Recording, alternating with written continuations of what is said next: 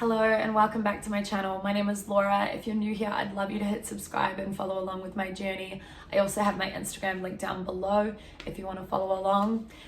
Today's video is going to be part 2 of my Q&A.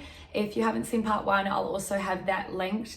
That focuses more on my diagnosis story, and I'll try not to double up with today's questions, but there might be a little bit of overlap. But for those of you who are coming to this video first, just as a summary, in October of 2021, I was diagnosed with stage 3B into colon cancer, meaning that my tumors are stage 3 and my lymph nodes are stage 2.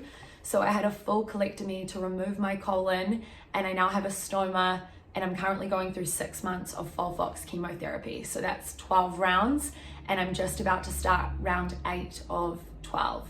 So quite far through, thank goodness. I can't wait until it's all done. But I have a list of questions here. Some of them are related to chemo. I'm going to try to get through all of them. I think I can get through all of them. But if you have any further questions, just comment them down below. I'm so grateful for this community, and I like the comment section has been such a positive space. So if you have questions, there might be people in my comment section that can answer your questions that I can't answer. So anyway, let's get into it. So a couple of the questions are quite similar, so I'll have them grouped together just because I think that makes more sense. The first question is, what is the worst part about chemo? And then the second question that kind of pairs in with that is tips for getting through chemo. I'm about to start 6 months of FOLFOX. So I'll go through the worst parts first, and then my tips of how I'm trying to get through that. So, I mean, chemotherapy sucks. It sucks to have it, but it's a necessary evil at the moment. So whilst it feels like there's poison pumping through my veins, it's killing those that micro disease, killing those cancer cells. So I am grateful that I have the treatment and that I have access to the treatment. But FOLFOX chemotherapy is a 3-pronged kind of approach. So there's 3 drugs. The first is oxaliplatin, which is a generalized drug for all GI cancers. And then the second 2 drugs are paired together. One sort of takes care of your bone marrow, and the other is treating the cancer. So oxaliplatin is the more general drug, and then the one that I received that infusion in clinic about 3 hours, and then I go home, and via an infuser bottle that's connected to my chest port, I received the other 2 drugs for about 42 to 46 hours. Now, the worst part about that to me is the oxaliplatin drug, which, if you watch my videos, is the cold sensitivity and the neuropathy that all comes from that drug. And it's just tingling of the hands and feet. As of late, because it's accumulative, it gets worse as you go on. I've started losing my finer motor skills with my hands, doing up buttons and zips, and grasping things, clutching onto things. Sometimes the cutlery's too cold, or the marble bench top's too cold, and it's incredibly challenging, and you really lose a lot of your independence, not being able to cut up food and vegetables, grab things out of the fridge or the freezer, and you have to rely on other people, and I find that incredibly challenging. So the cold sensitivity and the neuropathy is really difficult. The second part is the insomnia. So there is a drug called dexamethasone that I have to take.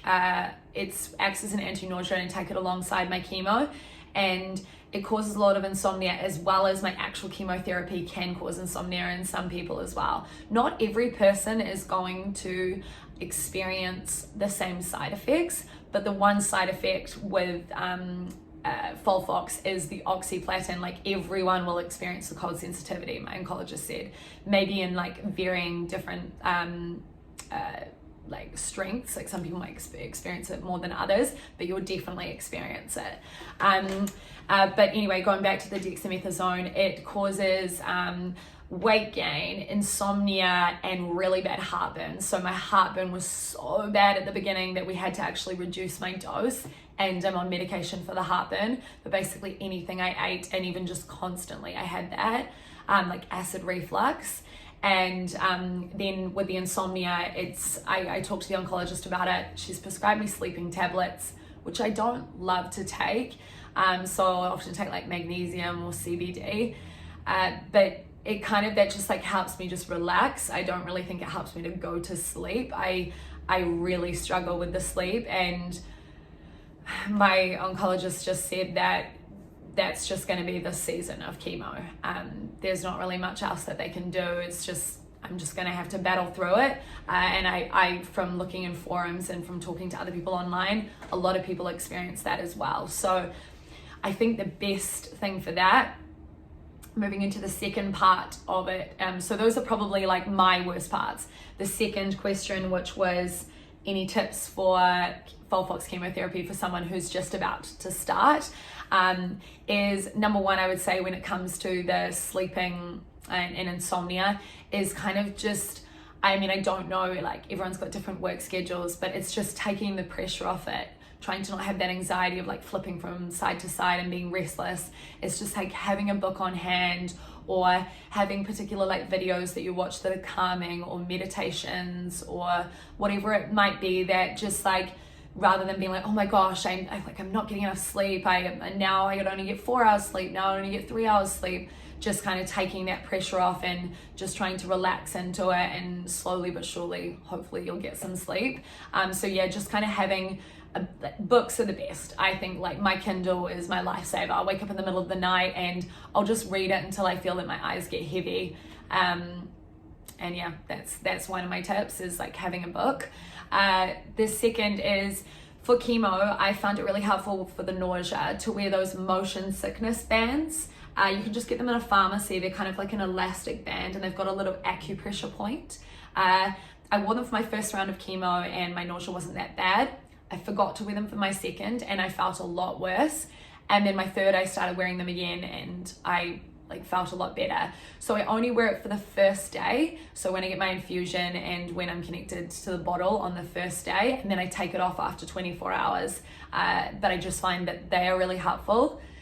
The second is hand warmers. Hand warmers have just been an absolute game changer for me. I'm not sure what climate you're in, but I'm in winter here in Canada. And so having a hand warmer on hand rather than wearing gloves, because, you know, obviously it's like you just take them off and on whenever you have to like open a door, or like text, or just do something like pay with a card or something like that. I just find that it can be like irritating taking it on and off. So having hand warmers, I just like carry them and I like make fists like this when I just like go for a brisk walk and I hold them, or I just have them in my pockets and grab them as I need them. And the great thing about that is that often it's like the exposure to the cold. So like when your hands are exposed to touching something cold, you want to, like as soon as possible, heat them up, and the hand warmers are the best way to do that. So I really recommend the hand warmers.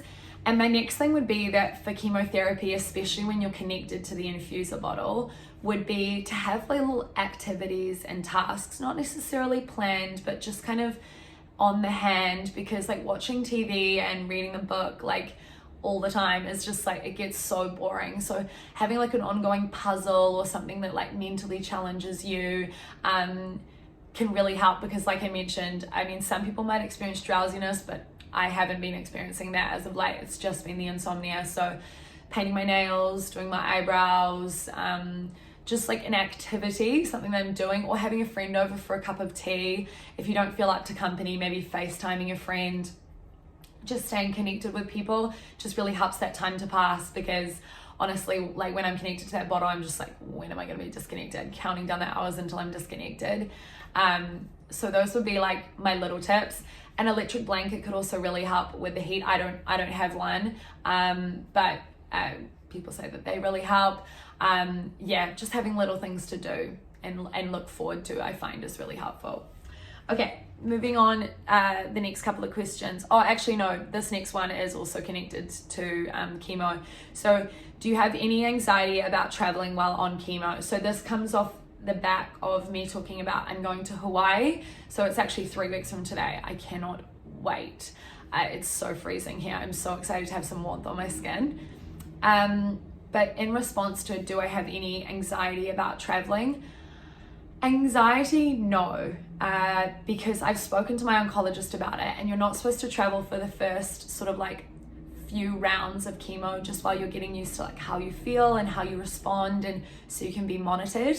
But this trip has been approved from my oncologist. Like, I talked to her about it before I even started chemo, and she's all for it. She thinks that it's great, and great that I'm gonna get some heat and just a break for like my mental and physical health. And yeah, so it's totally approved by my doctor. And I guess because of that, and I'm going in between rounds of chemo. So I'm about to have round 8, I'll have round 9, and then I'll go to Hawaii. And then when I get back the day after, I'm gonna be having round 10. So I'm going in between rounds 9 and 10. And I'm not missing any chemo dates. I'm not pushing any dates to make it work. But she said that she was more than happy if I wanted to move my chemo by a few days, because I'm like later on in my treatment, I'm able to do that. So yeah, because she's really relaxed about it and she thinks it's great, that gives me full confidence. I am concerned, however, about like my overall health. Don't get me wrong. I want to be mindful that like I'm making sure that I'm really warm on the plane, that I have all like my heartburn medication, and just that I'm really organized. I want to make sure that I'm in best health possible while I'm there, so that I can really enjoy myself. The one concern is that my health insurance only covers everything but anything that's cancer related. I don't think I'm going to have any issues there. I haven't had any hospital admissions or any need to go see the oncologist outside of my regular scheduled appointments and my treatment appointments. So I don't think that I'll be needing to go to the hospital for anything else. But if I was to break my arm or, you know, have any other accident or whatever, I'm all covered for that. So I feel really confident in that.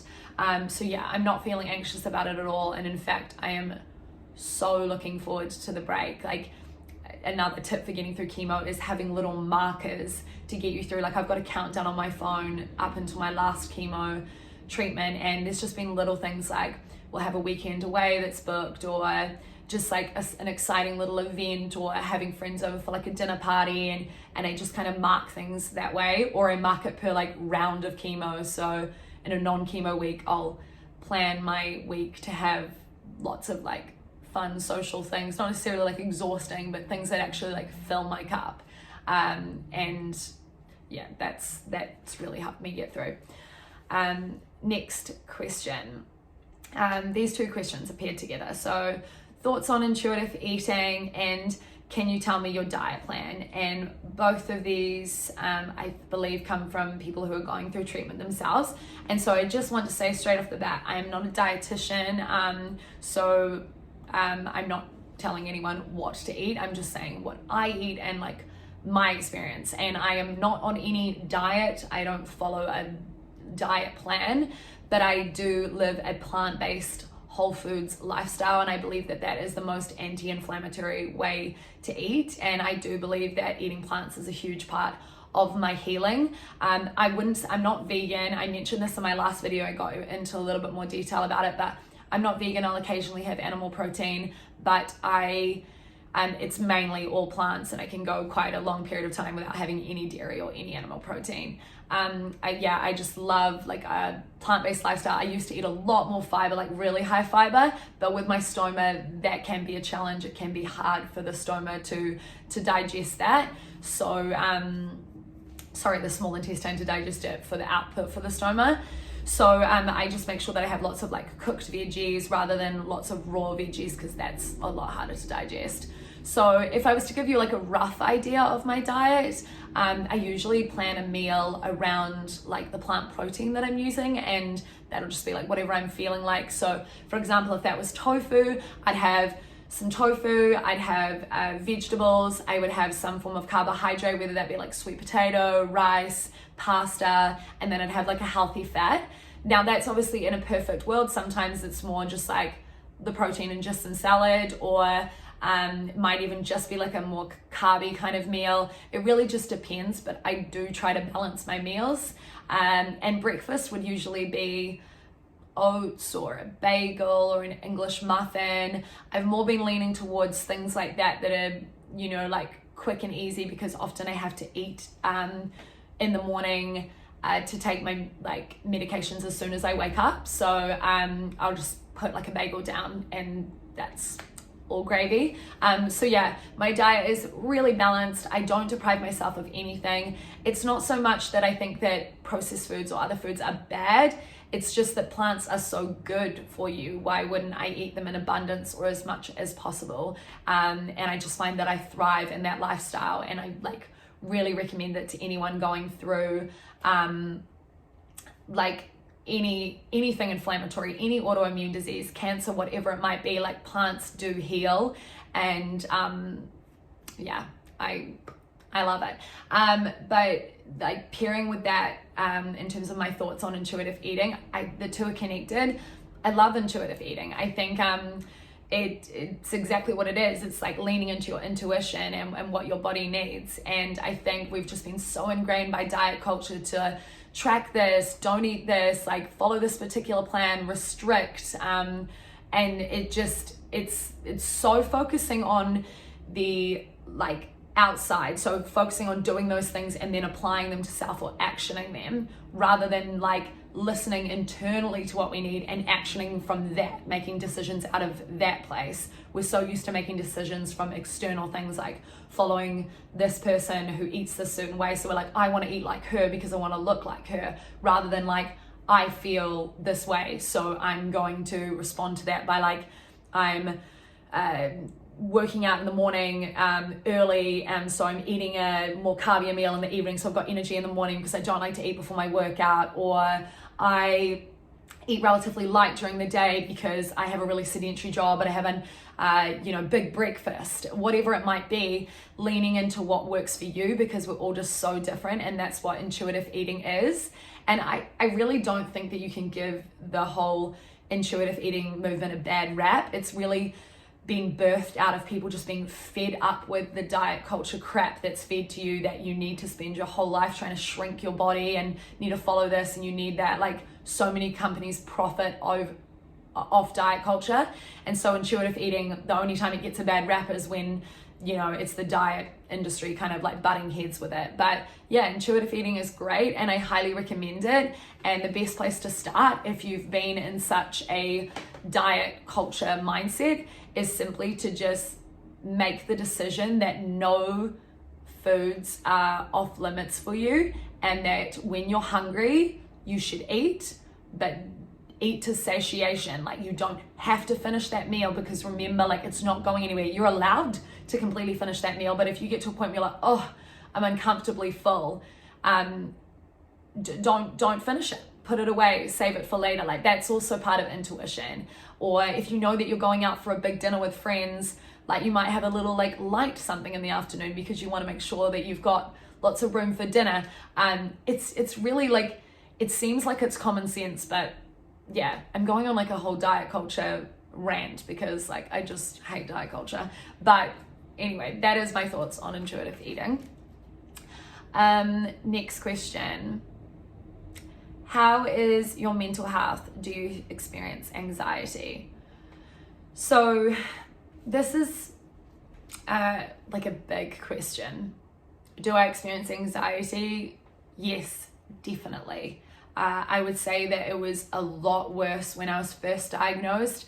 When I was first diagnosed, I was just completely paralyzed by my anxiety. I was just a ball of anxiety from the moment I woke up to the moment I was able to finally fall asleep. And I just got like really trapped in circular thinking and just really fearful.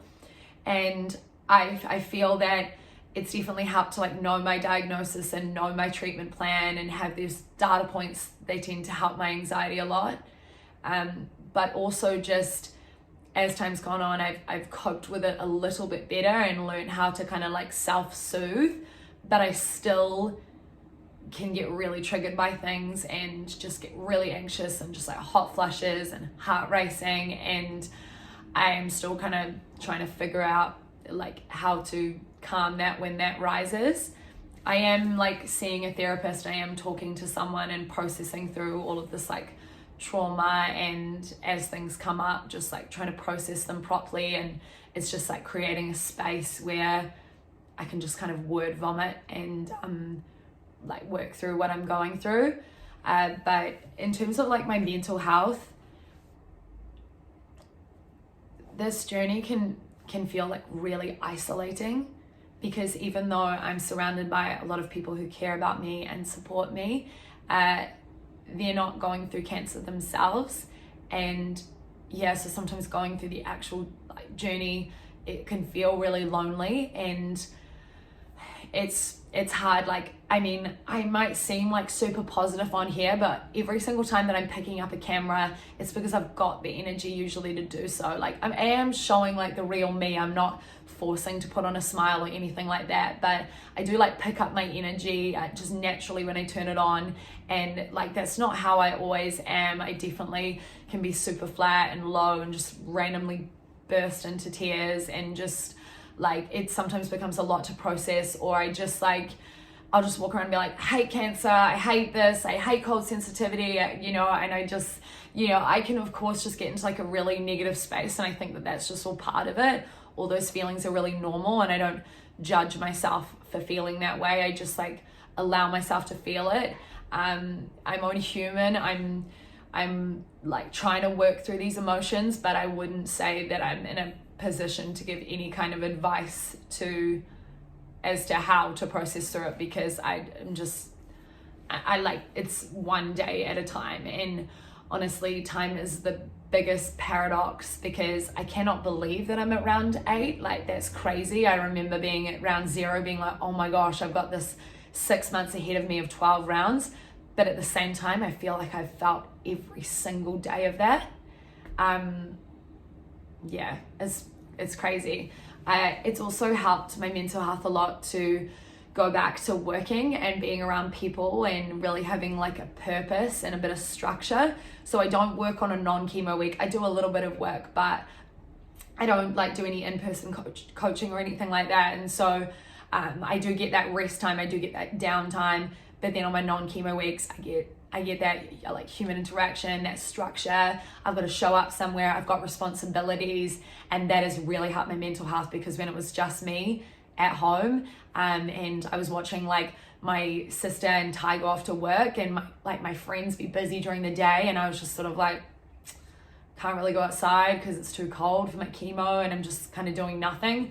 That was really difficult for me. So my mental health is up and down, and it's just, I wouldn't even say it's different day to day, like it's different moment to moment. And yeah, I think like part of it right now is I'm just in survival mode, and the next phase after chemo will hopefully be like processing through all of this, because I do want to learn how to like know what my triggers are and be able to process through it, so I'm not always like in a super fearful state.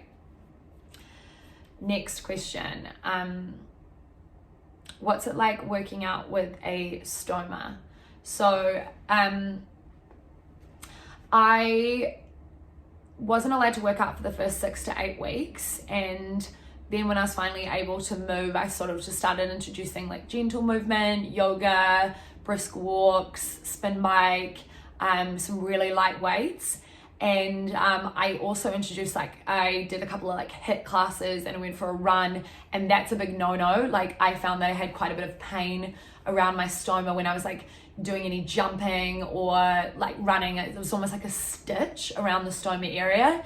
And yeah, like, so that's not for me. So I've completely cut that out. So at the moment I'm able to lift a little bit more weight, and I'm just focusing on a lot of like compound movements, just building that strength. And I'm not allowed to use my core, so still not allowed to use my core. So I just kind of like stabilize with it rather than activate it. Like, I wouldn't do any core based exercises, but obviously doing things like a squat or you know, like a bent over row or something like that, and very much stabilizing through my core. So still like switching it on. So working out, like, it has been challenging, but I would say that that's more so to do with the chemo. I only kind of get like 2 strength workouts in a fortnight, so I just don't have the energy with chemo, and I haven't really been able to get outside, which is where I like to do most of my exercise, like with my brisk walks and stuff. So working out has been challenging, but more so to do with the chemo. And with the stoma, I'm still trying to like figure it out. So making sure that I like empty my bag before any exercise. I've got this kind of like fabric belt that is made for ileostomies, where you like put your pouch into the belt, and then you just like strap it to you so it keeps it like compressed to you, which I find is like helpful for when I'm lifting weights and stuff like that. So yeah, hopefully that answers that question. You mentioned getting a second surgery. What are you getting done? So even before I even got my first surgery, there was a couple of options. I could have either got like half of my colon removed or my full colon removed, but my surgeon recommended getting my whole colon removed. So I said, yep, let's do it, let's get rid of it.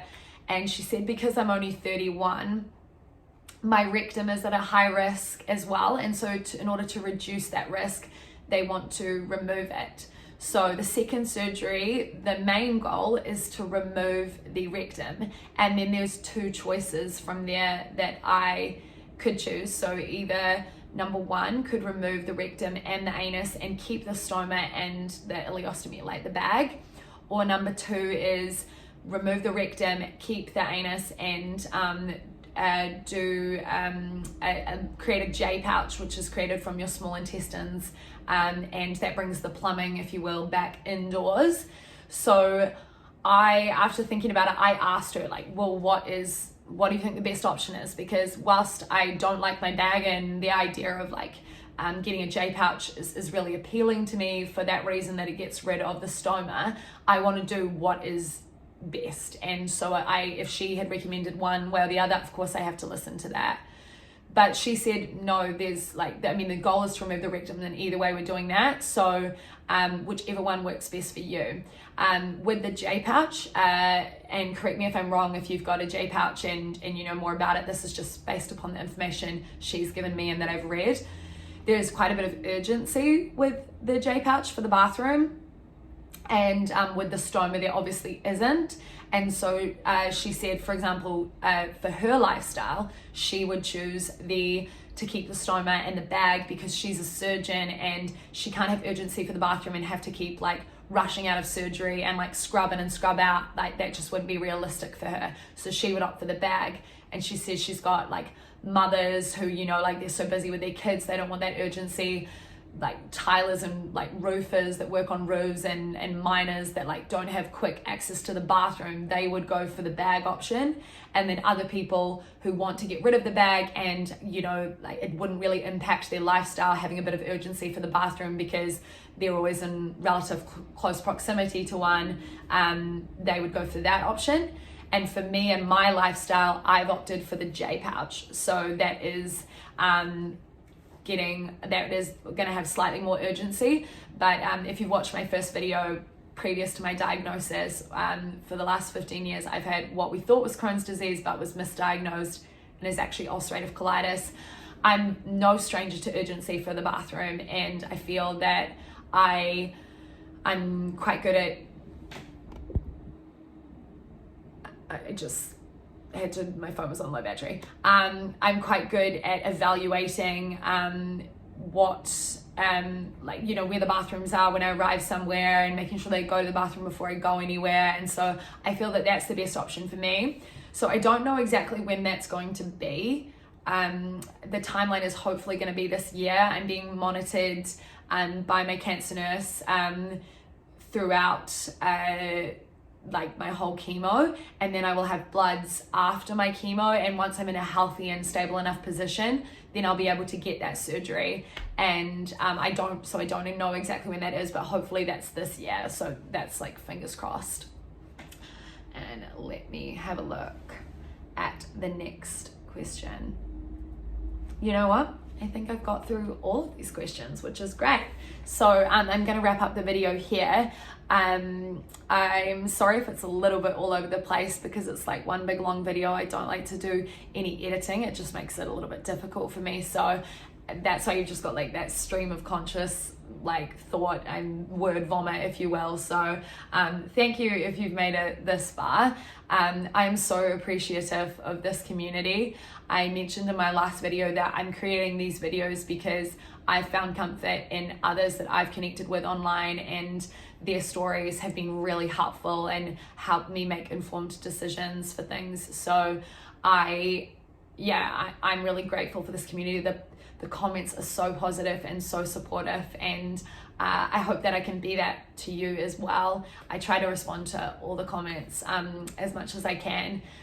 So yeah, I'm sending you all the love if you're going through a similar journey to me, or you're supporting someone going through their own cancer journey, and sending you all the healing vibes. And if you've got any more questions, comment them down below. I'll try to answer them. I'm answering based off my own personal experience. Obviously, I'm no expert.